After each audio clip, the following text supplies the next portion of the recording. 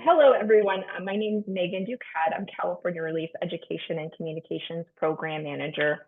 I want to welcome everyone to our Learn Over Lunch with City Plants. We started Learn Over Lunch back in 2020 as a peer-to-peer learning opportunity for network members. It's a chance for the Relief Network to come together to learn about what other organizations are doing across the state and to share best practices. And so we host Learn Over Lunch sessions throughout the year on select dates, and you can learn more about all of our upcoming scheduled sessions by visiting our website, californiarelief.org/LOL. So today I have the honor and privilege of introducing you to the City Plants team. We have Jimmy Perez, who's the program coordinator at City Plants. And then we also have two California Climate Action Corps fellows that are working with City Plants this year, and they'll be sharing with us. So without further ado, let me introduce you to Jimmy, Ana Garcia, and Karissa Rodriguez, and I'll turn it over to you and your team. So thank you so much for being here and presenting today. Oh, thank you. Thank you for having us. Yes, my name is Jimmy Perez. I'm with City Plants. I'm the program coordinator and just here representing our amazing nonprofit and also our awesome fellows, Ana and Karissa, who are on this call with me. So I will go ahead and just talk a little bit about who is or what is California Climate Action Corps. So the California Climate Action Corps Fellowship is a program of California volunteers, the Office of the Governor, and is implemented by the Bay Area Community Resources. So the program structure, it's an extension of the AmeriCorps program, and it's an 11-month fellowship. And right now it will start. We've applied just recently. The application opened in January of this year, and it closed in February 14th. And the new fellows will be starting in August.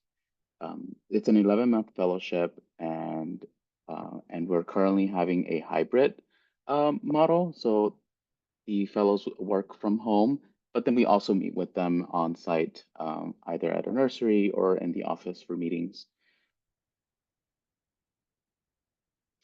And okay, so some of the fellowship requirements are that the fellows do have to complete 1,700 total service hours. And out of those service hours, 170 to 340 hours of professional development need to be completed for their education stipend. So roughly they're with us about an average of 40 hours per week. And what they do or the kind of work that they are doing is for either it has to be involved with climate volunteer engagement, climate action, or climate education. So no administrative tasks are allowed for our fellows. And our fellows do, before they even start with us, they actually do have to go to a retreat in the beginning of their fellowship. So they start in August, but the first week of August, they are at a retreat. So they're with us they start with us like the second week of August. And then they have another retreat in the middle of their fellowship.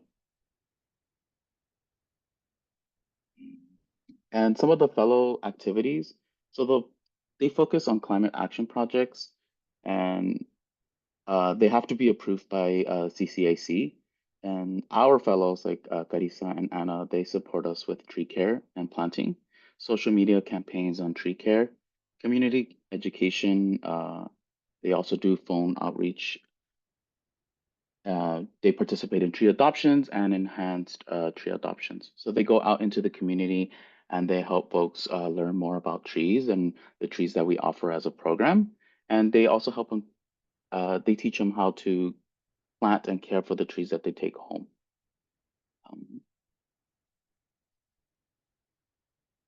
Let's see.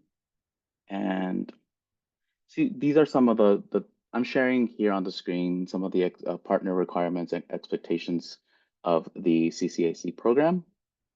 I will go ahead and move on to the third page. So some of the expectations of the site supervisor are they do have to attend a monthly 1-hour meeting And they also have to, with the fellows, they also have to have a 1 hour meeting with the regional supervisor. Um, and the site supervisor also has to have a one-on-one meeting with each fellow, so about up to an hour per week. Um, the fellows also do have a mentor, which is me. We meet on bi-monthly for about an hour just to discuss how their experience and if there's anything that I can support them with uh, during their term. Um, yeah. In the beginning, it does take I would say they have a scope of work and a 30-day plan, and the we have about I would say about like a 20 hours of onboarding support for our fellows is required. So this involves structuring resources for our new fellows like Karissa, uh, and we also have another fellow named Izzy. She was also new this year. Um, yeah, and yeah, it's a minimum of 2 in-person work days per week. So we do meet with them uh, throughout the week in person, either uh, by at our nursery or just events that we have throughout the weekends or week.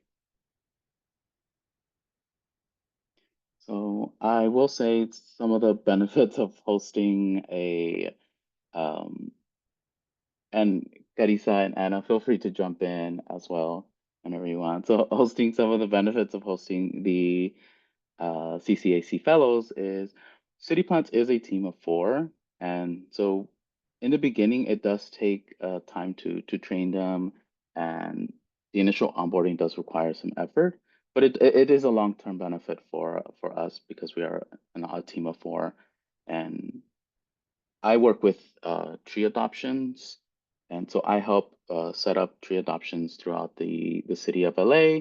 And so I have to communicate with event coordinators, organizations, nonprofits, and work with our nonprofit organizations to coordinate these events. And one of our fellows has been helping me a lot with coordinating these events and making sure that they are being planned and we show up and we give out trees to the community. Um, but our fellows do provide a lot of support to our small team, and we are very grateful for them. Um, and I do I would say another challenge would be just like we do have to support our fellows. We do have to help them uh, support them on their term, help them with their careers, and just helping them build transferable work skills.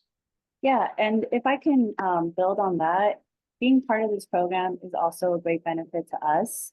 For me, I just a little background about myself. I went to school at UC Santa Cruz and I got a degree in politics. And then shortly after I graduated, I started working for the city about 2, 3 years. It's kind of when the pandemic started hitting.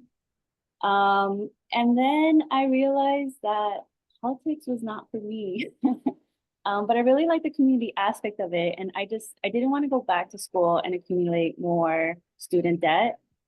So one way I started to pivot was City Plants during that time was offering a Tree Ambassador program, which I was able to take and learn about trees and urban forestry.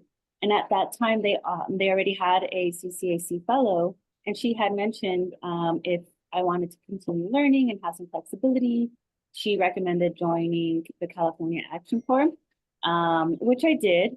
And it has been beneficial in many ways because, as Jimmy said, there's a certain amount of hours we have to complete, but some of those hours can be professional development. As far as my experience goes with that, it's been wonderful. Like, let's say I want to take some time and go to a job fair. I would just let my supervisor know.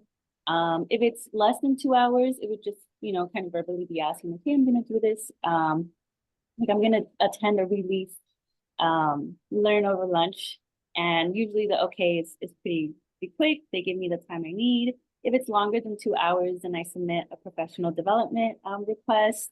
And most of the time, like the flexibility is there, which I absolutely love. And then it also has helped me immerse myself in environmentalism and meet all the players who are in urban forestry. It's given me the confidence to know a couple of people from a couple organizations. So once the time comes where I would need to find a job of my own, it wouldn't be going in blind anymore of not knowing anybody. I would know a couple of people, and that to me is priceless because when I first tried to do it, I didn't feel like I had any connection to any org or anybody or even just the realm of environmentalism itself. From what I know as well is you used to be able to do as a fellow the program for a couple, I don't remember how many more years, but recently they just said it's a maximum of 2 years. So this year would be my last year. And I know if you were part of the AmeriCorps itself, that would also count as like, because it's under CCAC is under the same umbrella, that would also count as one of your 2 years. But I've been fortunate where I have learned a lot from City Plants. And I see Carlos has his hand up, so I'll pass it to him. Thank you. And I want to thank Jimmy for the introduction and the detail in the form. So I just wanted to say that there's two aspects of it, right? There are a lot of requirements that we as a host organization have to abide by. A big one is like City Plants does fundraising, but our fellows cannot be involved in any of the fundraising aspects. So we have to be very careful, even if we're discussing it or strategizing, that's not something we include them in. I will say, however, that the benefits that we as an organization get from our 4 fellows, and I was sharing this with them earlier today, is immense. We are a 4-person team, as Jimmy mentioned. It's myself, the executive director. Christina is our outreach manager. Elizabeth Harigi is our senior operations manager, and then Jimmy is our everything coordinator. And so having that support and honestly the youth from our fellows gives us a bigger perspective on how to approach things. I'm able to speak to Anna, Karissa, Monica, Isabel, or as we call her, Izzy, and get their insight on how they perceive things, how they see things. And so I'm 55 and they're teaching me about, social media. So for us, it's been a godsend because we have a connection to a diverse group of people. They bring a different insight. They bring a lot of energy, a lot of ideas that honestly, sometimes we don't think about because we're in our own bubble, right? Or we have our own biases. But when you're able to involve the fellows, they remind you that there's a bigger audience out there. And so it's that perspective. And again, the amount of work that they bring and the energy, the outputs is just it's night and day for us. I will say that as an organization, I have to check in with Christina regularly because that first 2 or 3 weeks when they join in, it's extremely intense for our staff, for Christina really, because she runs the program. But it's so worth it in the end, right? Because 2 things happen. One, they give us an immense amount of work and output, but the ability for us, having been in our career paths for, I'm closer to retirement than I am to the beginning, right? I've been doing this type of work for 30 plus years. So I'm at a position now where I want to give back. I want to be able to share with Karissa and Anna and Monica and Izzy some of my experiences so that when their term is up, they've been able to glean from us and learn from us, and it will empower them to be able to take that next step in their career path. Anna had her hand up. Oh, yeah, it's not, another thing I wanted to mention is like, although being in this program is like a minimum wage kind of thing. There are other benefits. For example, once you complete the 1,700 hours, you do get like a educational grant that can be used for past, present, or future educational needs, which to me was a real big draw-in because I did have already student loans. And so once you complete those hours, you can get that grant, which I think there's two of them. One is slightly bigger than the other, but it almost amounts to like $8,000 or $10,000 in the grant, which you can use to directly pay off your student loans, or if you're currently in school to do your tuition, which I find extremely helpful. Yeah, it's 10K. Thank you, Monica. And another thing that I've enjoyed from this program, because our pay is more like a living stipend, is what they call it. Which means that I'm also able to qualify for groceries, which kind of balances the pay and the like livable wage kind of thing. But definitely a big draw-in was helping pay off my student loans while getting to learn about environmentalism and finding my way through my career.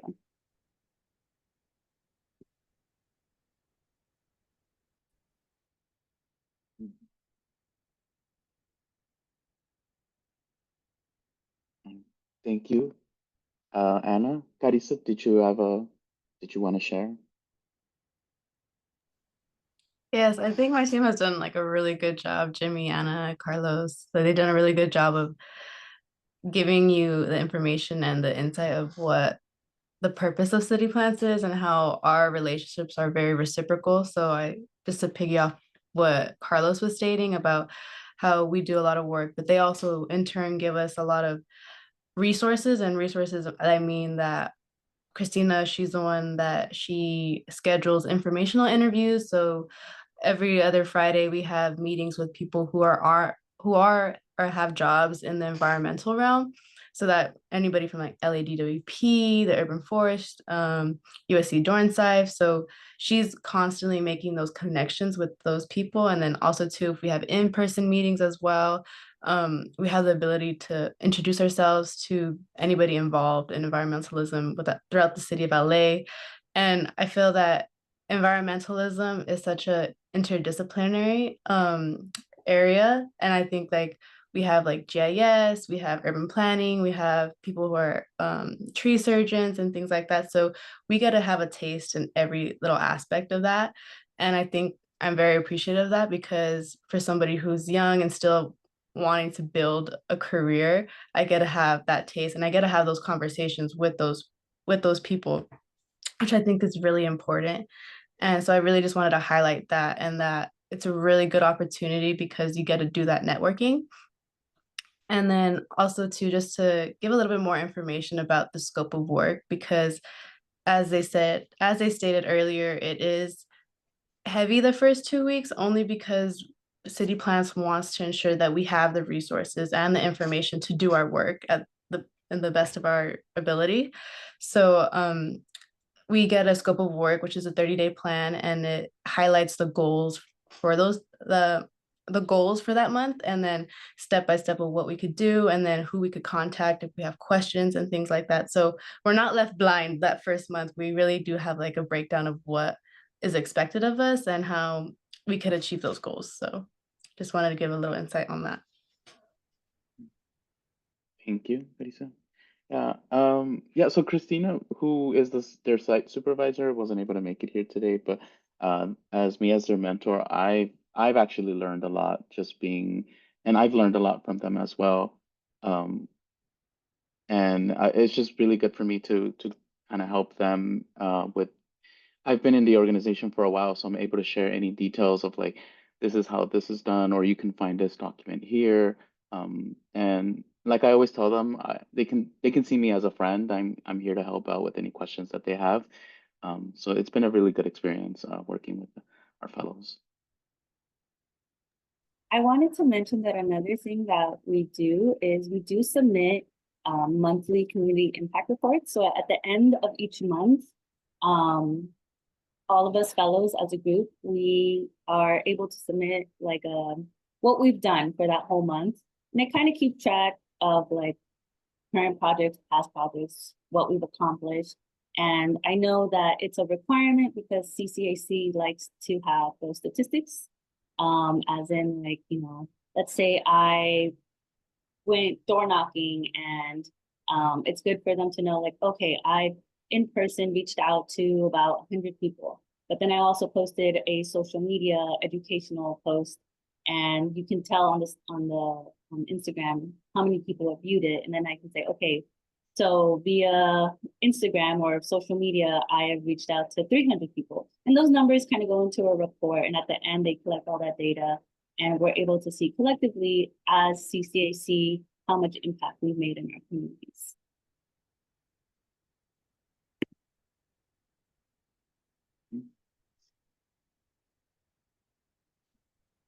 Thank you.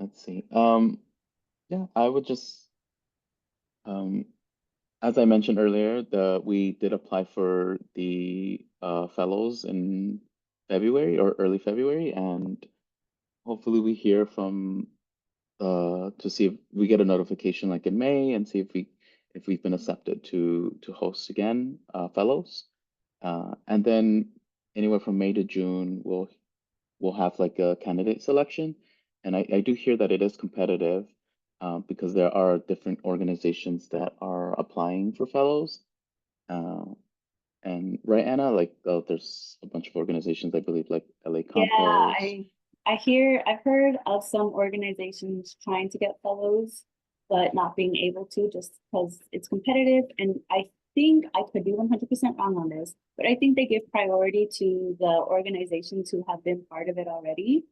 I also know from the grapevine of sometimes an org will take on too many fellows. And let's like for us, Christina has a one-on-one with us every week, and that's about let's just 30 to an hour each. So she already has that commitment time-wise just for us. And then she has to have, I think, a monthly meeting with the CCAC people themselves. So like I said, I heard this from the grapevine. It was like a place or an org that got like 10 or 12 fellows. And I think their supervisor was just a little overwhelmed because needing to have those one-on-ones with everybody was taking up so much chunk of time versus like trying to get their own work done. But I know that in the end they worked it out and they just got like another Jimmy, another 2 people to help them out with those so they could meet those requirements. But from my end, when I applied, I thought the application process was pretty smooth. You put in your application, you send in your resume, you do it kind of by area. For me, it was Los Angeles area, greater LA and whatnot. And then you're able to prioritize your top 3 organizations in which you would like to be placed in. And after that, so those 3 organizations will get your resumes first. And it's up to them whether or not they want to have an interview with you per se. And then after that, your resume and your kind of profile stays floating around. So if your top 3 organizations had already chosen their people, other orgs can still go ahead and look at your resume and call you up and ask you if you want to join their team instead. And the whole decision is up to you or up to the whole.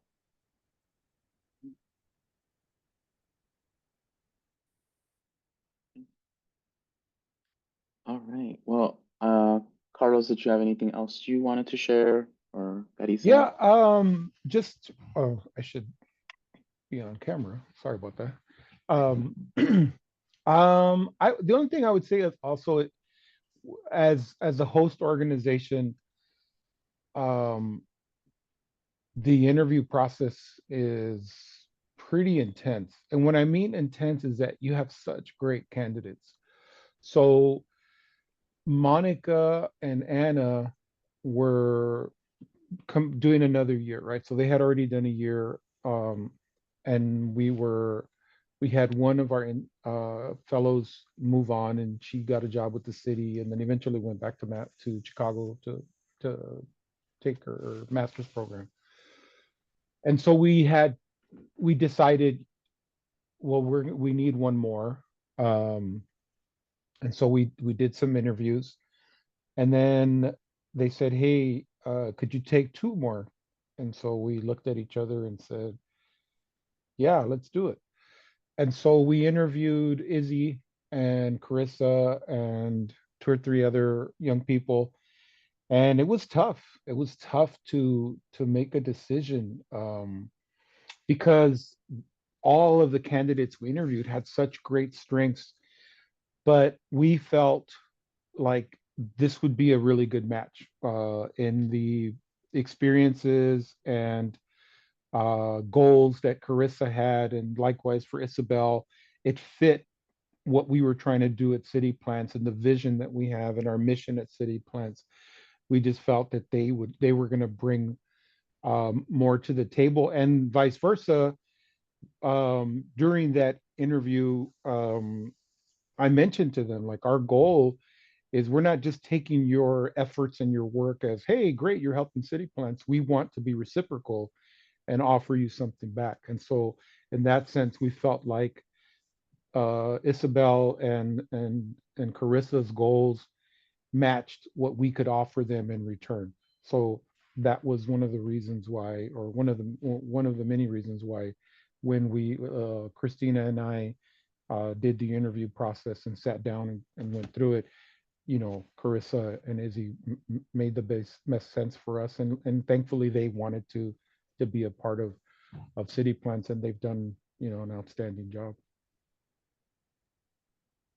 I also wanted to mention that another thing that is nice or interesting or good, CCAC themselves offer professional development time. It is a requirement on our end as well to attend once-a-month trainings, as well as a class. Last year, I took a climate stewards class that was given by one of the UCs. And this year, it's an introduction to GIS, which is for me very hard, but a nice new endeavor. And yeah.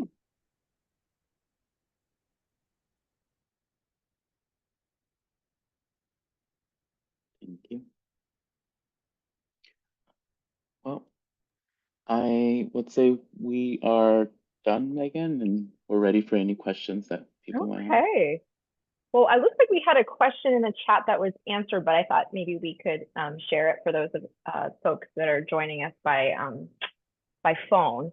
And the question was, is the CCAC program something a 12-unit student could accomplish, or do you recommend it for part-time students? And Anna, do you want to share what you expressed in the chat as far as class load? Yeah, so I had mentioned that CCAC is considered full-time. It is a possibility to use some of your PD time for classes. I know that my colleague Monica is currently working on her master's. And then she chimed in and recommended a student be part-time because with the 40 hours a week to complete, it could be a little overwhelming to do the 12 weeks. Thank you. And I wanted to encourage everyone, if you have a question, you can raise your hand virtually using the reaction button, raise your hand feature, or you can put your question in the chat.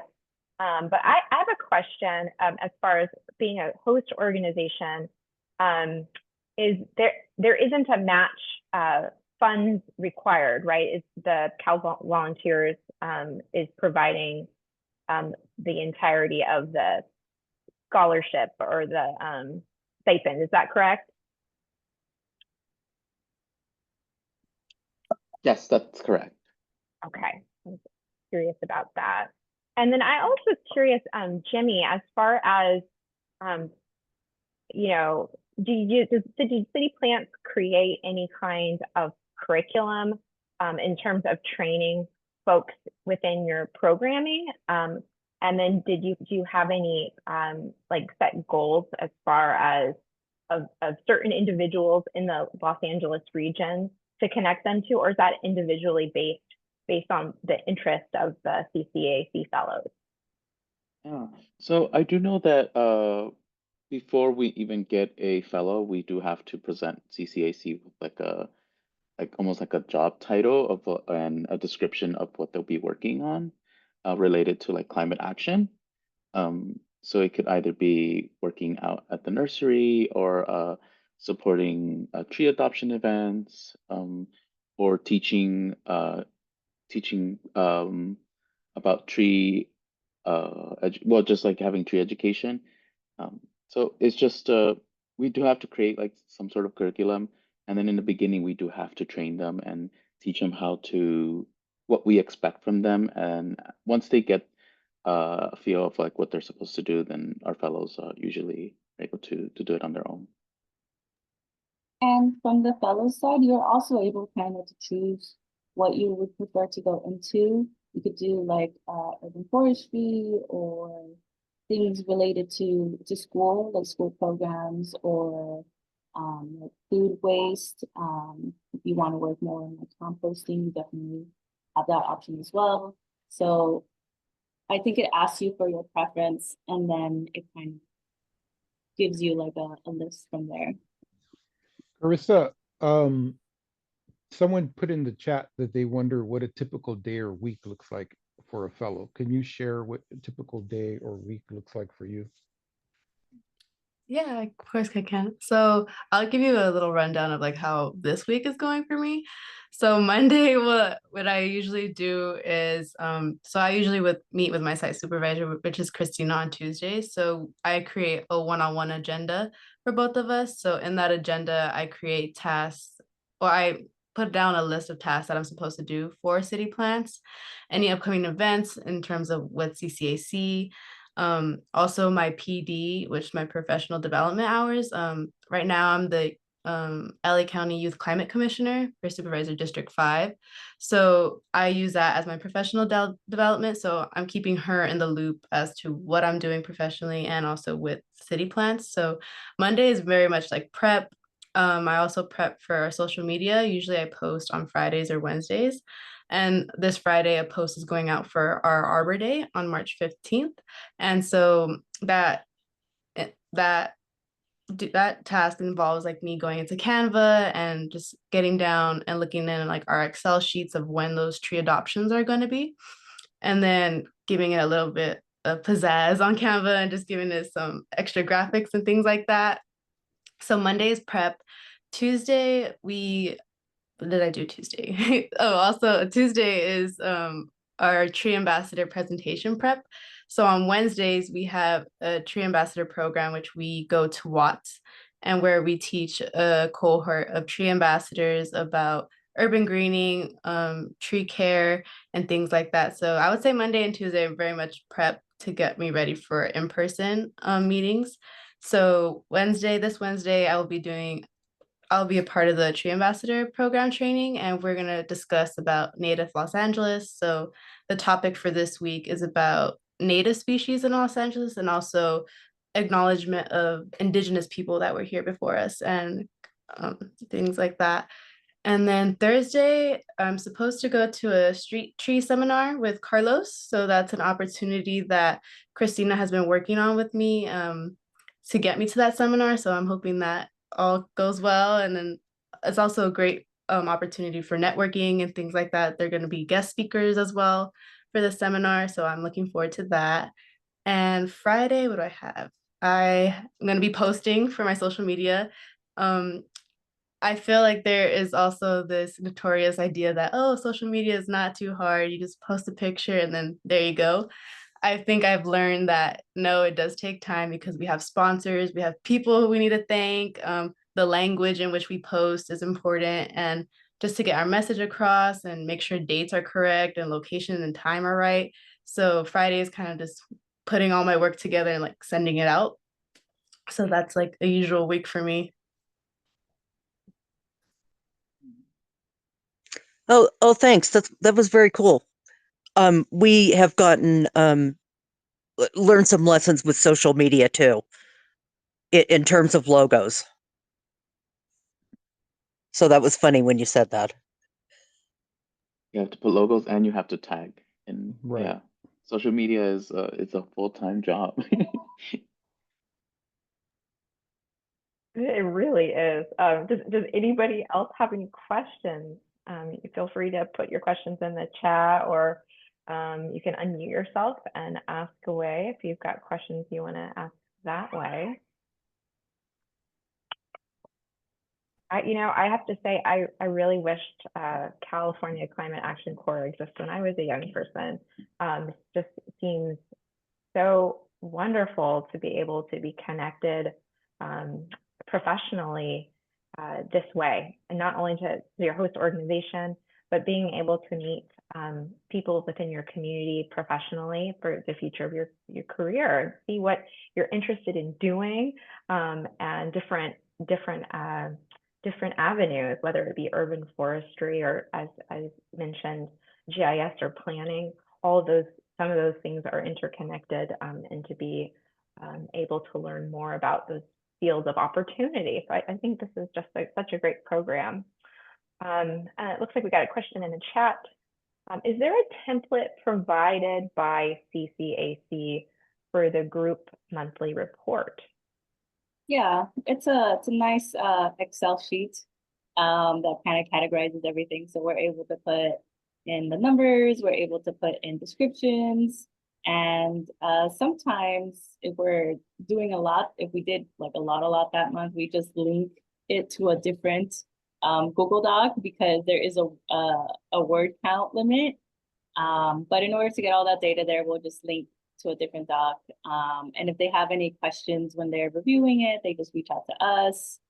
Another thing that you mentioned about networking, I think CCAC has a great network, and I love the retreats that we go on. Usually it's in the beginning of the year, and then there's a midterm one. We didn't get to have one when we first started, because I think there was fires going on in the area that we were supposed to be at, but we are having a midterm one, and it's really nice to be able to meet people who are interested in the same things that you're doing. And I think when it comes to the climate, sometimes it can be all doom and gloom. But you start listening to other people doing their little part, and it's like really beautiful to see everyone working towards the same goal in other places, because the CCAC fellows are they're all over California. Some people are coming in from Sacramento, some people a little higher, and so seeing all these people doing the same thing in different areas is really nice. Hey, can I jump in, Megan? I want to apologize for being late. It's good to see you all again, and thank you very much for having this. I'm going to ask just a couple basic questions. One of them is, you're all excited about what you're doing, but what's the most fun part? What's the most enjoyable part? So just think about that for a second. And then the other thing that somebody once said to me was, if you're not making mistakes, you're not learning anything. So I was going to say, have you come across any mistakes that you've learned from? Has there been any aha moments in all of this stuff? So what's the most fun? What's the part of the role that you like the best?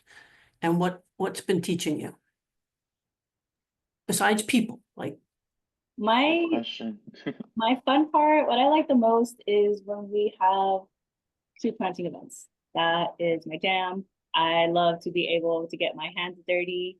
Because I took their tree ambassador program, I learned how to plant the trees. So I feel really useful during that time to be able to walk around and be like, okay, let me help you. Your hole's not big enough. Like, we got this. I love talking to the community, and also going, if it's like a resource fair, being able to connect with people from different programs, doing different things. I think the hardest things I have learned, I think I just want to echo what Karissa said in terms of social media. I definitely did have that, oh, let's just, I'll post it from my phone. I'll just have a nice picture, nice little description, boom. But because we are an org, I learned that there's a lot of approvals you need to go through. There's a lot of wording, every place uses their own language. Thanking the right people, making sure that everybody who was part of it is seen or heard. So yeah, that was an interesting thing to learn. That was really difficult. Yeah, I think I like to add on to that. The one thing I really enjoy is just being part of an organization that has so much like networking and that I get to be surrounded by like-minded individuals, but not in the sense of like it's only like-minded individuals. It's also people who are just curious about environmentalism and urban greening in the city of LA.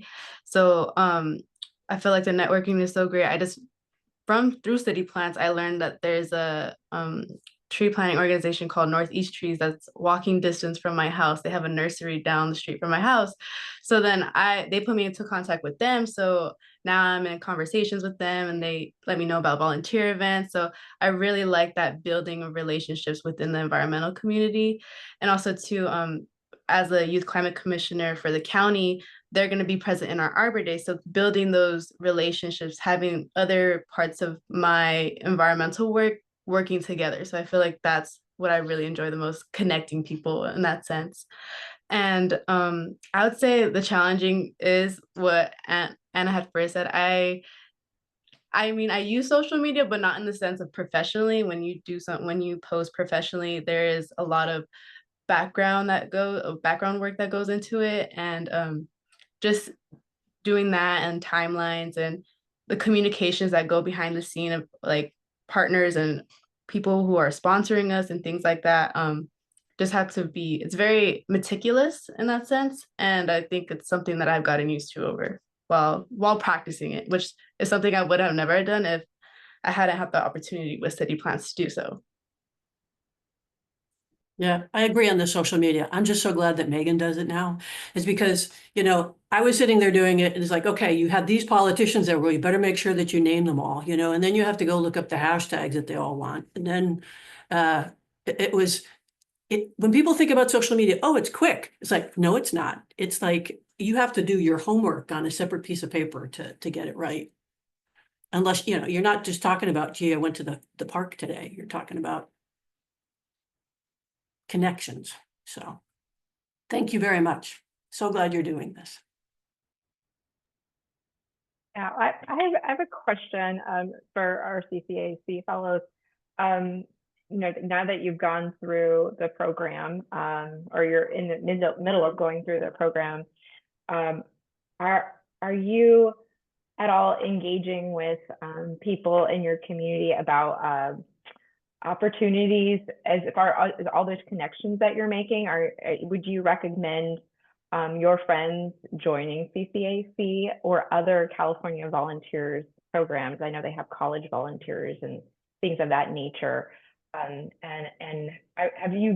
just curious, have you gone to your high school or your college campuses and shared about how this has benefited you and making sure people know about the program? I'm just curious.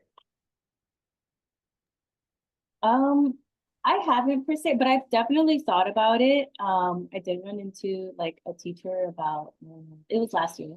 And she mentioned that I should stop by and whatnot.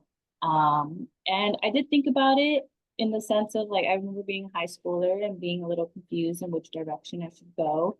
And I think if I were to go into my old high school and kind of talk to the students, it would be very positive in the sense of just letting them know what options they have out there. And if they have an inkling towards environmentalism, then this would be their way in.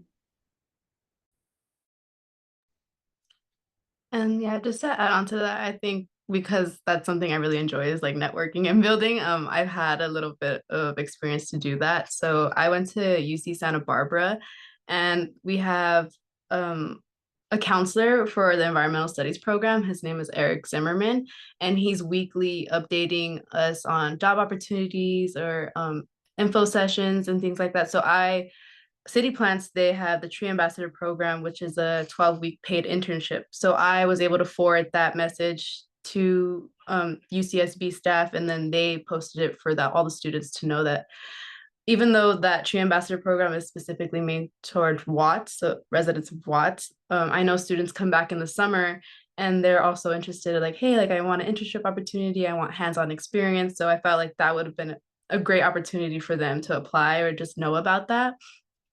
And in terms of my previous other school, with CCAC, we have to do a fellow-led volunteer event. So one of my projects I'm hoping to do is to go back to one of my high schools and then do a volunteer event, have a tree planting workshop, something in that term, so that it's also connected. I have connections with the school, so it would be much easier, and then just give back to where I've learned and got my resources and connections for.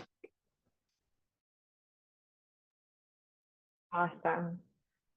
Is there anyone else that has a question? Feel free to put that in the chat or raise your hand.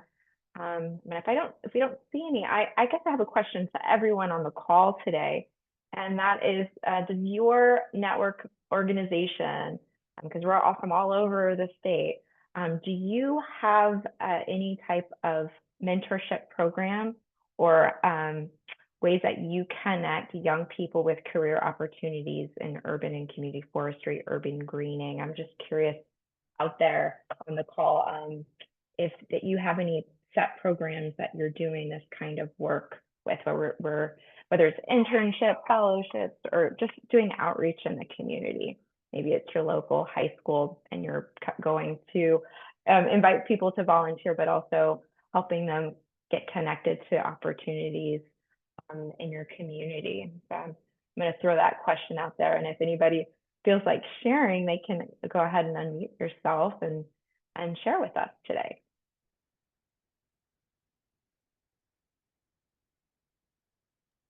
I can go ahead. So aside from our fellows, we also work with USC, and we have an intern that comes and helps us during the semester. But they're with us less time. They're usually here just like 8 hours per week. Yeah, that's another way how we connect or we bring in folks to urban forestry. Oh, that's awesome. I didn't know you had a USC intern. That's very cool. Yeah, it's like the environmental professor on campus. It was a relationship that was built up by the previous executive director, Rachel O'Leary, and she's the one who connected us with her It was her professor, and she started the program here with City Plants. And so then we still have that relationship, and we have an intern that joins us for 8 hours a week. Well, that's very cool. Okay, and I know we have someone from Canopy, and I don't want to put you on the spot, Bless, but you have a Teen Foresters program. Is that right? Yeah, I was just typing in the chat right now.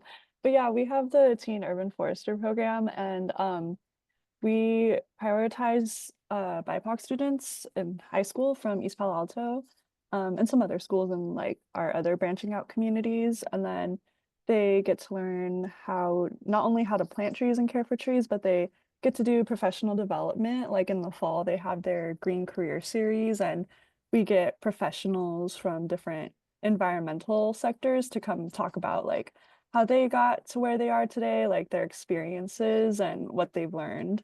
And also like really great kind of like enrichment, self-reflection opportunities. Like I think in June they go to Yosemite and do some like self-reflection there, get to see what like the work looks like in that setting, the forestry work. So it's all really great. I'm not an expert in the program because I'm not like leading the program. So I hope I did it justice. But yeah.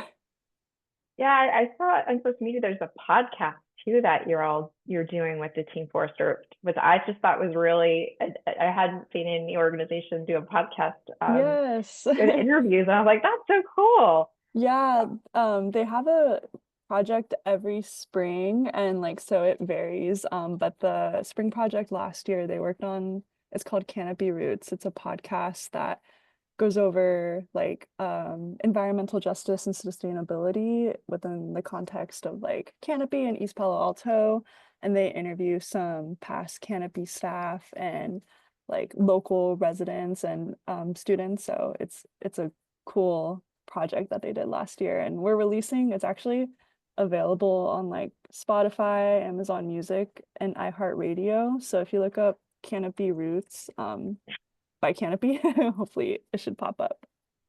Oh, that's so cool. I'll have to check that out. I just thought that was really a fun way of engaging with the students. Yeah. Really, really cool way to do that. Let's see. I know we have some other folks on the call, and I don't. Steve Dutra is from Tree Lodi.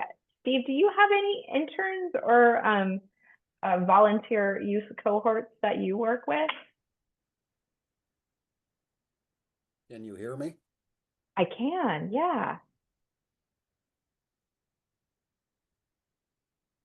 Thank you. Yes, we currently have a memorandum of understanding with Stanislaus State.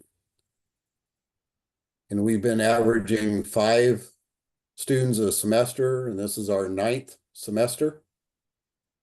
And they have to put in 11 hours as a classroom assignment in regards to how does Tree Lodi serve the community. So they work with us on Arbor Day events, help us plant memorial trees, different projects, maintaining trees, young tree maintenance. So a variety of exposures Stanislaus students get. We also mentor Boy Scouts for their Eagle projects, Eagle Scout projects. So they've helped us with Arbor Day events. They've compiled data on projects that we've done in the past that helps us try to do improvements to whatever we're exposed to with the community. Girl Scouts have been helpful in the past. Civic clubs, no one's mentioning civic clubs to date during these talks. So we might get a $1,000 grant from a Rotary Club, for an example. And not only do the Rotary members provide the funds, but they provide the labor with themselves and maybe even their family members. So the young people are exposed to what mom or dad are doing in the community and partnering with Tree Lodi in that way. Oh, We're on very the, cool. we're trying to negotiate with Stack State. I'm a graduate of their environmental studies program. I won't tell you when I graduated. So we're trying to set up a relationship with Sac State for their environmental studies students. Haven't been successful yet, but we'll keep on working on that.